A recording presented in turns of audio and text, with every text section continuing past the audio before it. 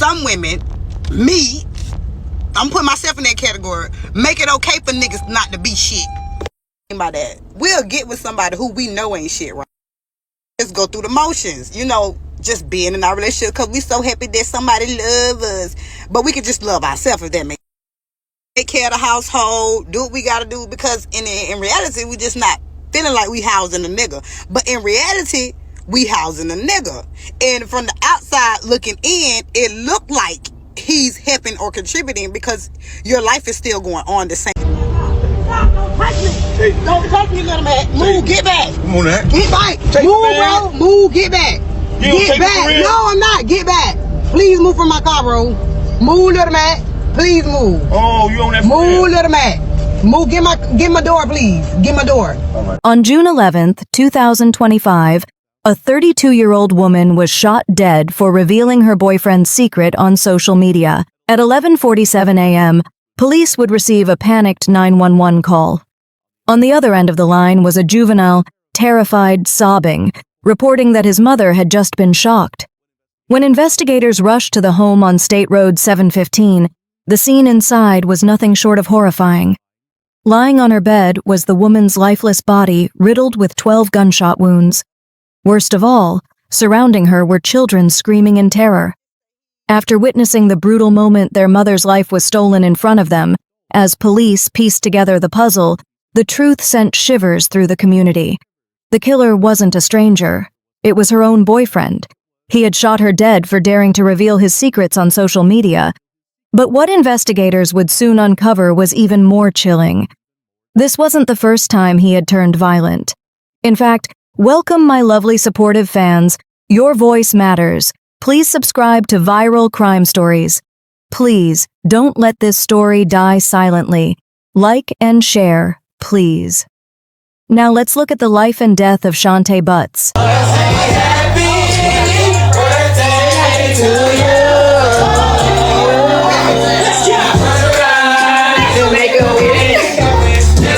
No, you really don't give a fuck about me.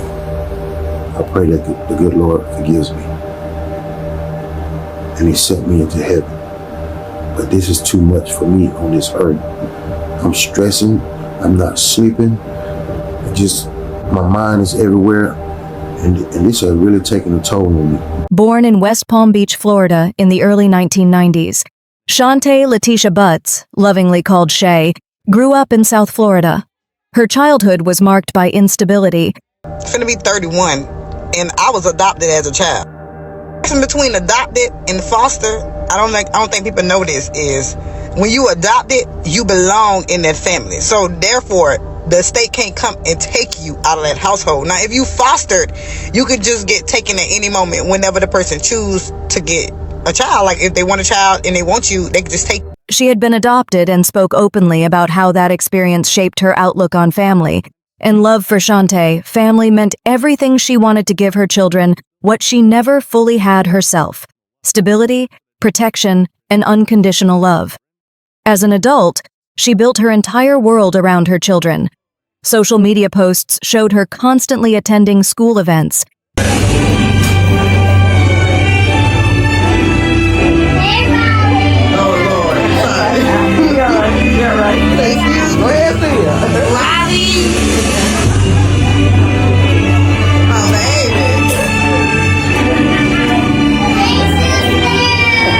cheering from the sidelines and making time for family outings, despite her hectic schedule. Her eldest son, in particular, often appeared right by her side, stepping into a role of responsibility when she couldn't be in two places at once. And how did she manage all of this? Through relentless hard work. Shantae wore more hats than most people could imagine. She was a home health aide, a physically and emotionally draining job that demanded compassion and endurance. But she didn't stop there. She also ran a cleaning business called Polished by Shay, where she transformed homes and built a reputation for her skill and professionalism. On top of that, she ran a decor business, creating unique floral arrangements with liquor bottles and money bouquets. Not only that, she was also an aspiring content creator. So I honestly feel like I don't get paid enough to babysit. I don't give a if they is my own kids. Pay me. I gotta miss work to take care of the kids. Pay me. I gotta miss an event to be with my kids. Pay me. Period. On her social media, Shantae showcased her humor, her struggles, and her survival story. She often referred to herself as a comedian, turning her pain into punchlines and her stress into relatable skits. Just ask y'all a question. When y'all come up to me and tell me about my nigga cheating, do you really think I be hurt? He cheat, I cheat, we cheat the motherfucking together, bitch. Some women, me, I'm putting myself in that category, make it okay for niggas not to be just being in our relationship because we so happy that somebody love us. But we can just love ourselves if that makes sense. Take care of the household, do what we gotta do, because in reality, we just not feeling like we housing a nigga. But in reality, we housing a nigga. And from the outside looking in, it looked like he's helping or contributing because your life is still going on the same. Her online presence wasn't just entertainment. It was therapy, a way of processing her life's chaos while also empowering others who related to her experiences. But beyond the jobs, the hustles, and the content creation, Shantae's true role was simple yet profound. She was a mother first. Every hustle was for them. Every sacrifice, every sleepless night, every calculated move was for her children's future. She wanted to make sure they had what she never did. That was until she crossed paths with a man who had changed the trajectory of her life forever. 46-year-old Little Mac Williams, her ex-boyfriend, and the father of her youngest children. During her relationship with little Shantae began to realize that being with him wasn't what she wanted anymore. The relationship had brought more disappointment than joy.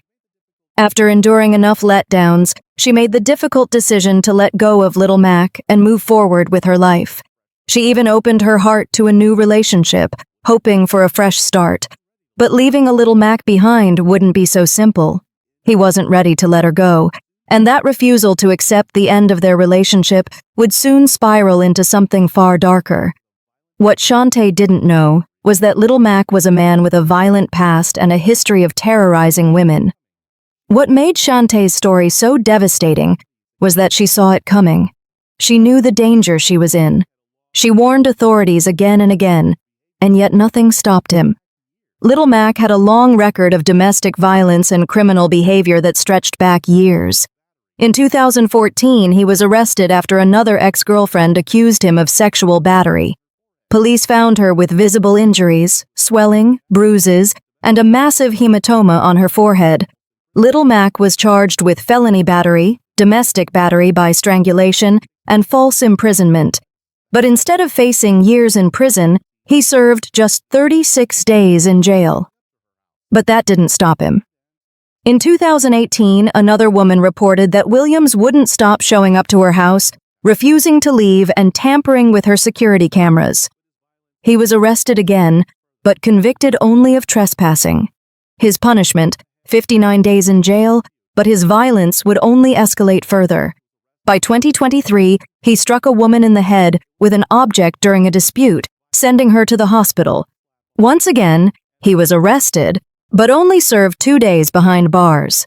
It was a disturbing pattern: violence, arrest, a slap on the wrist, and immediate release. But by 2024, Shantae Butts had become his next target. In July 2024, she reported that Williams forced his way into her home, put her in a chokehold, and kicked her multiple times. She nearly lost consciousness. When she tried to call 911, he snatched her phone and fled. Deputies arrested him and charged him with multiple felonies, including domestic battery by strangulation and witness tampering. He pleaded guilty, but instead of years in prison, he was sentenced to just 157 days in jail and given a no-contact order. But there was one problem: no one could make him follow it. By October 2024, Shantae was calling police again. Little Mac was stalking her, calling her non-stop and banging on her front door. He was arrested again for violating the no-contact order, but in November 2024, it escalated further. He broke into her house, assaulted her, and stole her phone. Prosecutors reduced the charge from felony domestic battery to a misdemeanor. He pleaded guilty and was sentenced to 66 days in jail. Despite all of these arrests and convictions, Little Mac was still free, still violent, and still determined to control Shantae. And it was only a matter of time before his threats turned deadly. Some women, me, I'm putting myself in that category, make it okay for niggas not to be shit. While Shantae enjoyed creating her viral series, All Deadbeat Daddy, Little Mac was having none of it. To her followers, it was just entertainment, a raw, unfiltered look into her frustrations with absent fathers. But to Little Mac, it felt personal. He believed she was putting his business out for the world to see, painting him in a humiliating light. What Shantae saw as self-expression, Little Mac saw as a direct attack, fueling resentment that would only grow worse with time. By July 1st, 2025, things had reached a breaking point. Little Mac showed up at Shantae's workplace. I am not okay with this. Please leave my job. I have to go. Little did she know, the story was far from over. On July 5th, 2025, deputies were called once again to Shantae's home in Belladay, Florida. She told him that Little Mac had shown up outside her house, banging on windows, screaming for her, and taunting her about a missing firearm. He wouldn't leave. She told deputies flatly that she believed he was going to kill her. So, she made a decision. She filed a restraining order against Little Mac for stalking and harassment. But that same night, she would see something horrifying. Shantae had checked her doorbell camera feed and saw Little Mac was back again, pacing outside her home, tampering with her camera. He wasn't just harassing her anymore, he was hunting her. Right at that moment, Shantae fled to a hotel in nearby Cluston, desperate for a night of safety. But even there, she couldn't shake the fear that he would track her down. She posted on social media about her ordeal, about how the system wasn't protecting her. And she was right. Because only days later, her nightmare came true. On July 11th, 2025, at 11:47 p.m., Shantae's oldest son dialed 911. His voice was panicked. His mother's ex-boyfriend had broken into their home through a window. The boy told the dispatcher that the man was asking, "Where's your mother?" Then came silence. Then his voice cracked as he cried out. His mother had been shot. Deputies rushed to the home on State Road 715 in Belglade. Inside they found chaos, children screaming, Shantae lying unresponsive on her bed with 12 gunshot wounds. Unfortunately, she wouldn't make it as she was declared dead at 11:58 p.m. Her boyfriend, who had been in the house that night, was also shot in the chest, but miraculously survived. But there was one chilling problem. All of Shantae's 6 children were inside that home as the gunfire erupted. Some hid, some screamed. Her oldest tried to protect his younger siblings, even as he witnessed his mother gasping for breath while Little Mac strangled her before pulling the trigger. The children will never forget what they saw that night. But outside, the scene was almost surreal. There was no high-speed chase, no shootout, no dramatic standoff. Instead, deputies found Little Mac lying in the street, hands behind his back, waiting to be arrested.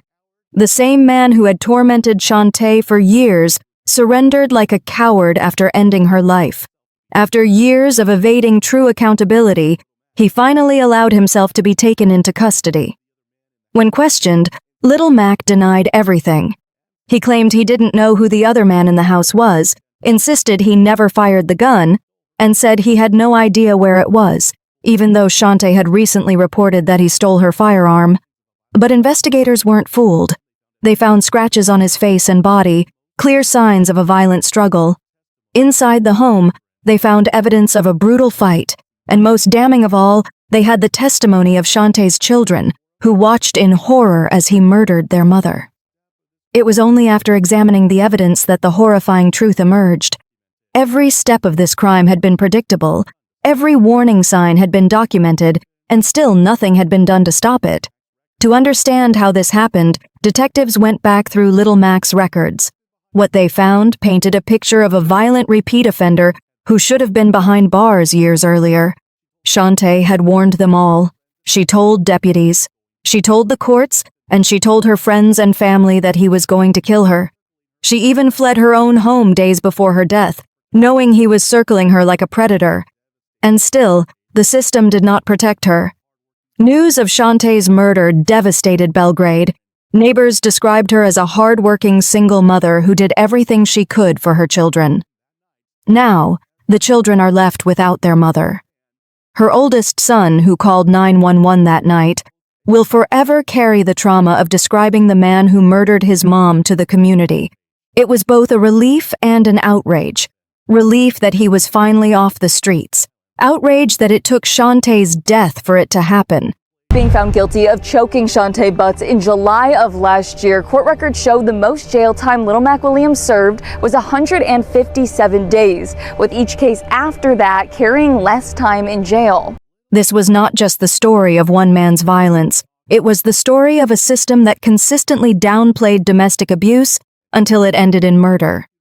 Despite being found guilty of choking Shantae Butts in July of last year, court records showed the most jail time Little Mac Williams served was 157 days, with each case after that carrying less time in jail. Little had a documented history of strangulation, stalking, breaking into homes, and threatening women's lives.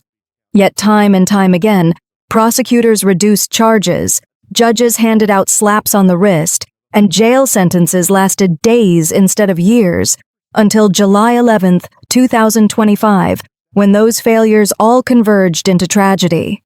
But justice would not come easily, and the battle was far from over because now Little M. Williams sits in a county jail in Palm Beach County and faces charges of first-degree murder with a firearm, attempted murder, and possession of a firearm by a felon. Prosecutors announced that they would pursue the maximum penalty, pointing to his repeat offender status and the brutality of the crime. The focus of the state attorney's office is to go after violent offenders and habitual offenders. And in domestic violence, that's no different. The charges meant Williams could face life without parole or even the death penalty. But the community is left asking why it took Shantae's death for the system to take him seriously. A memorial was held for 32-year-old Shantae Butts in Palm Beach County. The ceremony drew family, friends, neighbors, and even strangers who had followed her story online. Being called, it's something's, going on. There's something major that's happened. The homicide rate is high, especially when someone's trying to leave that abusive situation. That's when they're at the highest risk. Survivors of domestic violence are told to speak up, document everything. But for one Belgrade mother, even that wasn't enough. Tonight, we're uncovering how her death fits into a larger deadly pattern and why advocates say the system is still falling short. Her children sat in the front row, clutching each other for comfort. Her oldest son, the same boy who had called 911, stood tall but looked hollowed out. His childhood was stolen in a single night. The eulogies painted the picture of a woman who was more than her death. She was a hustler, a creator, a mother who gave everything to her children. Her best friend described her as the type of woman who made magic out of struggle. Shantae's family called for accountability, not just for Little Mac, but for the prosecutors and judges who had let him slip through the cracks. For Belgrade, this was not just another crime. It was a brutal reminder of how domestic violence often ends not with intervention, but with tragedy. Soon enough, local activists began organizing vigils, demanding stronger enforcement of restraining orders, harsher sentences for repeat offenders, and more resources for women trying to escape abuse. But for one Belgrade mother, even that wasn't enough. Tonight, we're uncovering how her death fits into a larger deadly pattern and why advocates say the system is still falling short, highlighting how she had done everything survivors are told to do. She left, she filed reports, she pressed charges, she installed cameras, she documented every incident, and still, it wasn't enough. Advocates pointed out that restraining orders are often treated as suggestions rather than enforceable protections. Judges routinely reduce felony charges to misdemeanors, and women are frequently told to be strong without the system providing the protection that strength deserves. Experts warned that Shantae's case was not an outlier. In fact, strangulation, something Little Mac had done to her before, is one of the strongest predictors of eventual homicide in domestic violence cases. Yet courts repeatedly minimized it. It's time to demand systemic change. Domestic violence should not be treated as a minor offense. Strangulation should not lead to just mere weeks in jail, and restraining orders should not be empty promises. The truth is, Shantae deserved protection. She deserved safety. She deserved to watch her children grow up. Instead, she was reduced to another statistic. But her story is not just one of tragedy. It is also one of resilience. A woman who fought until the very end, and of a community determined to turn her pain into change. Rest in power, Shantae. What do you think about this? Let us know what you think in the comments below. And if you found this story intriguing, please like, share, and don't forget to subscribe to Viral Crime Stories for more stories like this.